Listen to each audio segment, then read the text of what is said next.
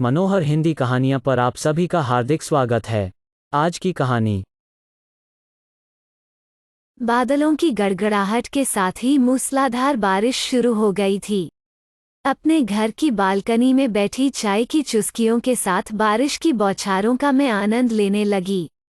आंखें अनायास ही सड़क पर तितरबिर होते भीड़ के रैले में किसी को तलाशने लगीं, लेकिन उसे वहां न पाकर उदास हो गईं।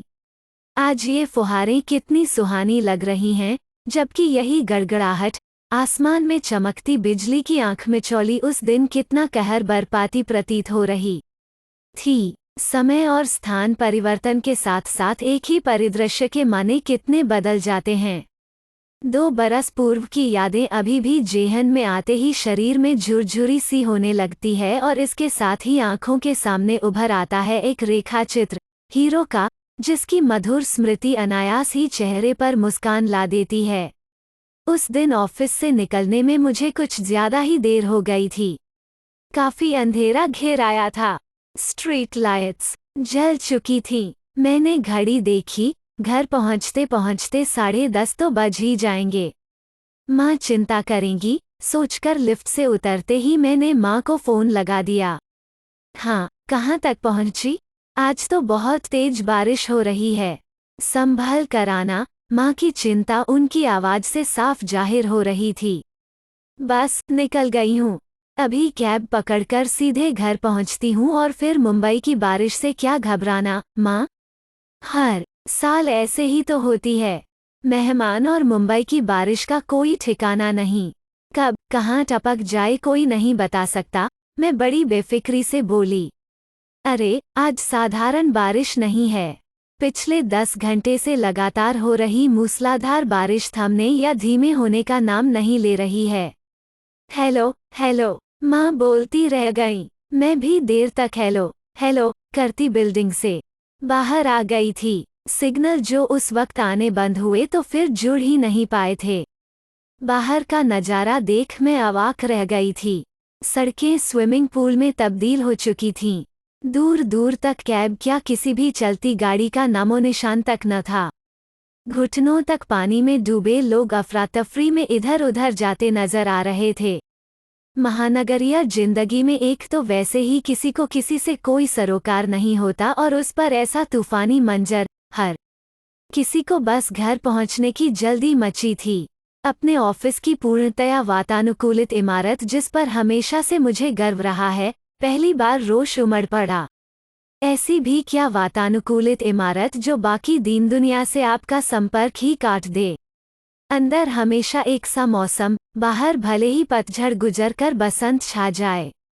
खैर, अपनी दार्शनिकता को ठेंगा दिखाते हुए मैं तेज कदमों से सड़क पर आ गई और इधर उधर टैक्सी के लिए नजरें दौड़ाने लगी, लेकिन वहां पानी के अति बहाव के कारण वाहनों का रेला ही थम गया था। वहां टैक्सी की खोज करना बेहद मूर्खतापूर्ण लग रहा था। कुछ अधडूबी कारें मंजर को और भी भयावह बना रही थीं। मैंने भैया से संपर्क साधने के लिए एक बार और मोबाइल फोन का सहारा लेना चाहा, लेकिन सिग्नल के अभाव में वो मात्र एक खिलौना रह गया था। शायद आगे पानी इतना गहरा न हो, यह सोचकर मैंने बैग गले से कमर में टांगा और पानी में उतर पड़ी। कुछ कदम चलने पर ही मुझे सैंडल असुविधाजनक लगने लगे। उन्हें उतारकर मैंने बैग में डाला। आगे चलते लोगों का अनुसरण करते हुए मैं सहम सहम कर कदम बढ़ाने लगी। कहीं किसी गड्ढे या नाले में पाँव न पड़ जाए। मैं न जाने कितनी देर चलती रही और कहाँ पहुँच गई, मुझे कुछ होश नहीं था। लोकल ट्रेन में आने जाने के कारण मैं सड़क मार्गों से नितांत अपरिचित थी। आगे चलने वाले राहगीर भी जाने कब इधर उधर हो गए थे मुझे कुछ मालूम नहीं। मुझे चक्कर आने लगे थे। सारे कपड़े पूरी तरह भीग कर शरीर से चिपक गए थे। ठंड भी लग रही थी। अर्धबेहोशी की सी हालत में मैं कहीं बैठने की जगह तलाश करने लगी, तभी जोर से बिजली कड़की और आसपास की बत्तियां गुल हो गईं। मेरी दबी सी चीख निकल गई। फुटपाथ पर बने एक इलेक्ट्रिक पोल के स्टैंड पर मैं सहारा लेकर बैठ गई। आंखें स्वतः ही मुंद गईं। किसी ने झटके से मुझे खींचा तो मैं चीख मारकर उठ खड़ी हुई। छोड़ो मुझे, छोड़ो, दहशत के मारे चेहरे पर हवाइयां उड़ने लगी थीं। अंधेरे में आंखें चौड़ी कर देखने का प्रयास करने पर मैंने पाया कि एक युवक ने मेरी बांह पकड़ रखी थी। करंट खाकर मरना है क्या? कहते हुए उसने मेरी बांह छोड़ दी। वस्तुस्थिति समझकर मेरे चेहरे पर शर्मिंदगी उभर आई। फिर तुरंत ही अपनी असहाय अवस्था का बोझ मुझ पर हावी हो गया। प्लीज मुझे मेरे घर पहुंचा दीजिए। मैं पिछले 3 घंटे से भटक रही हूँ और मैं 5 घंटे से, उसने बिना किसी सहानुभूति के सपाट सा उत्तर दिया। ओह, फिर अब क्या होगा? मुझसे तो एक कदम भी नहीं चला जा रहा। मैं यहीं बैठकर किसी मदद के आने का इंतजार करती हूँ। मैं खंभे से थोड़ा हटकर बैठ गई। मदद आती नहीं, तलाश की जाती है, पर आगे कहीं बैठने की जगह भी न मिली तो मैं किसी भी हाल में उठने को तैयार न थी। ऐसी सोच के साथ तो सारी जिंदगी यहीं बैठी रह जाओगी। मेरी आंखें डबडबा आई थीं। शायद इतनी देर बाद किसी को अपने साथ पाकर दिल हमदर्दी पाने को मचल उठा था, पर वो शख्स तो किसी और ही मिट्टी का बना था। आपको क्या लगता है कि मैं किसी फिल्मी हीरो की तरह आपको गोद में उठाकर इस पानी में से निकाल ले जाऊंगा? पिछले 5 घंटे से बरसते पानी में पैदल चल चल कर मेरी अपनी सांस फूल चुकी है। चलना है तो आगे चलो, वरना मरो यहीं पर। उसके सख्त रवैये से मैं सहम गई थी। डरते डरते उसके पीछे फिर से चलने लगी। तभी मेरा पाँव लड़खड़ाया। मैं गिरने ही वाली थी कि उसने अपनी मजबूत बाहों से मुझे थाम लिया। तुम आगे चलो। पीछे गिराकर बह गई तो मुझे पता भी नहीं चलेगा। आवाज की सख्ती थोड़ी कम हो गई थी और अनजाने ही वो आपसे तुम पर आ गया था, पर मुझे अच्छा लगा। अपने साथ किसी को पाकर मेरी हिम्मत लौट आई थी। मैं दूने उत्साह से आगे बढ़ने लगी। तभी बिजली लौट आई। मेरे दिमाग में बिजली कौन थी? आपके पास मोबाइल होगा ना? हाँ, है। तो मुझे दीजिए प्लीज, मैं घर फोन करके भैया को बुला लेती हूँ। मैडम, आपको शायद स्थिति की गंभीरता का अंदाजा नहीं है। इस क्षेत्र की संचार व्यवस्था ठप हो गई है। सिग्नल नहीं आ रहे हैं। पूरे इलाके में पानी भर जाने के कारण वाहनों का आवागमन भी रोक दिया गया है। हमारे परिजन चाहकर भी यहाँ तक नहीं आ सकते और न हमसे संपर्क साध सकते हैं। स्थिति बदतर हो इससे पूर्व हमें ही किसी सुरक्षित स्थान पर पहुँचना होगा। लेकिन कैसे? मुझे एक बार फिर चारों ओर से निराशा ने घेर लिया था। बचने की कोई उम्मीद नजर नहीं आ रही थी। लग रहा था आज यहीं हमारी जल समाधि बन जाएगी। मुझे अपने हाथ पांव शिथिल होते महसूस होने लगे। याद आया लंच के बाद से मैंने कुछ खाया भी नहीं है। मुझे तो बहुत जोर की भूख भी लग रही है। लंच के बाद से ही कुछ नहीं खाया है। बोलते बोलते मेरा स्वर रुआसा हो गया था। अच्छा, मैं तो बराबर कुछ न कुछ उड़ा रहा हूँ। कभी पाव भाजी, कभी भेलपूरी, कभी बटाटा बड़ा। मुझे समझ नहीं आता तुम लड़कियां बार बार खुद को इतना निरीह साबित करने पर क्यों आमादा हो जाती हो? तुम्हें क्या लगता है मैं अभी सुपरहीरो की तरह उड़कर जाऊंगा और पलक झपकते तुम्हारे लिए गर्मा-गर्म बटाटा बड़ा लेकर हाजिर हो जाऊंगा? फिर हम यहाँ पानी के बीच गर्मा-गर्म बड़े खाते हुए पिकनिक का लुत्फ उठाएंगे। जी नहीं, मैं ऐसी किसी काल्पनिकता में नहीं जी रही हूँ। बटाटा बड़ा तो क्या, मुझे आपसे सूखी रोटी की भी उम्मीद नहीं है। गुस्से में हाथ पांव मारती मैं और भी तेज तेज चलने लगी। काफी आगे निकल जाने पर ही मेरी गति थोड़ी धीमी हुई।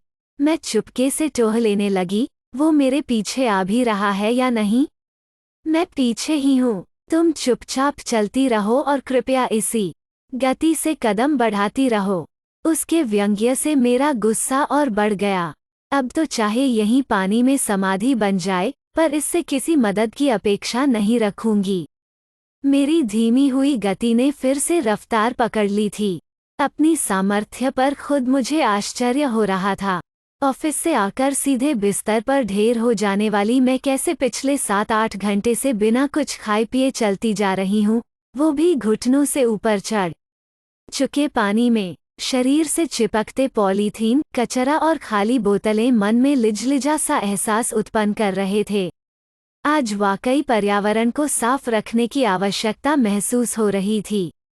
यदि पॉलीथीन से नाले न भर जाते तो सड़कों पर इस तरह पानी नहीं भरता। पानी भरने की सोच के साथ मुझे एहसास हुआ कि सड़क पर पानी का स्तर काफी कम हो गया है। वाह, मेरे मुंह से खुशी की चीख निकल गई। वाकई यहाँ पानी का स्तर घुटनों से भी नीचा था। तभी एक बड़े से पत्थर से मेरा पांव टकरा गया। ओह! मैं जोर से चिल्लाकर लड़खड़ाई। पीछे आ रहे युवक ने आगे आकर एक बार फिर मुझे संभाल लिया। अब वो मेरा हाथ पकड़कर मुझे चलाने लगा क्योंकि मेरे पांव से खून बहने लगा था और मैं लंगड़ा रही थी। पानी में बहती खून की धार देखकर मैं दहशत के मारे बेहोश सी होने लगी थी कि उस युवक के उत्साहित स्वर से मेरी चेतना लौटी। वह देखो, सामने बरिस्ता होटल। वहाँ काफी चहल पहल है। उधर इतना पानी भी नहीं है। हम वहाँ से जरूर फोन कर सकेंगे। हमारे घर वाले आकर तुरंत हमें ले जाएंगे। देखो, मंजिल के इतने करीब पहुंचकर हिम्मत नहीं हारते। आंखें खोलो, देखो, मुझे तो गर्मागर्म वड़ा पाव की खुशबू भी आ रही है। मैंने जबरदस्ती आंखें खोलने का प्रयास किया।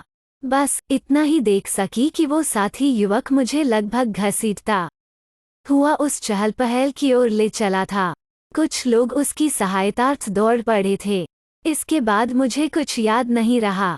चक्कर और थकान के मारे मैं बेहोश हो गई थी।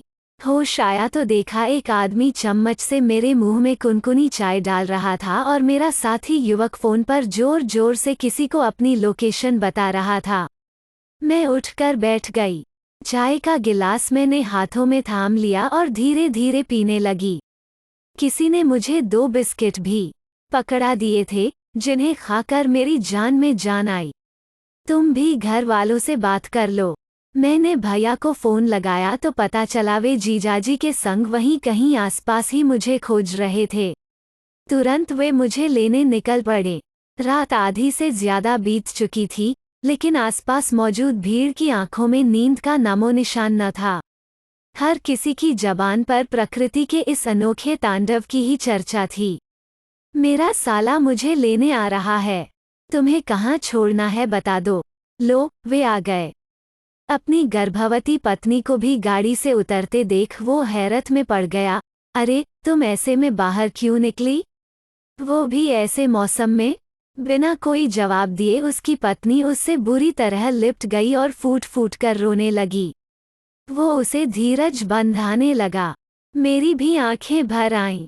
पत्नी को अलग कर वो मुझसे मुखातिब हुआ। पहली बार कोई हेल्प ऑफर कर रहा हूँ। चलो, हम छोड़ देंगे। नहीं, थैंक्स, भैया और जीजाजी बस आ ही रहे हैं। लो, वे भी आ गए। अच्छा बाय। वो चला गया। हमने न एक दूसरे का नाम पूछा, न पता। उसकी स्मृतियों को सुरक्षित रखने के लिए मैंने उसे एक नाम दे दिया है, हीरो। वास्तविक हीरो की तरह बिना कोई हैरत अंगेज करतब दिखाए यदि कोई मुझे उस दिन मौत के दरिया से बाहर ला सकता था तो वही एक हीरो। उस समय तो मुझे उस पर गुस्सा आया ही था कि कैसा रफ आदमी है, लेकिन आज मैं आसानी से समझ सकती हूँ उसका मुझे खिजाना, आक्रोशित करना एक सोची समझी चालाकी के तहत था ताकि मैं उत्तेजित होकर तेज तेज कदम बढ़ाऊं और समय रहते खतरे की सीमा रेखा से बाहर निकल जाऊं। सड़क पर रेंगते अनजान चेहरों के काफिले में आज भी मेरी नज़रें उसी हीरो को तलाश रही हैं। अगर आपको यह वीडियो पसंद आया तो इसे लाइक कीजिए और शेयर कीजिए। अपने विचार प्रकट करने के लिए कमेंट कीजिए। आगे भी ऐसे वीडियो देखने के लिए इस चैनल को सब्सक्राइब कीजिए और साथ ही बेल आइकॉन दबाकर ऑल सेलेक्ट कर लीजिए, जिससे हमारे वीडियो डालने पर आपको सूचना मिल जाए। धन्यवाद।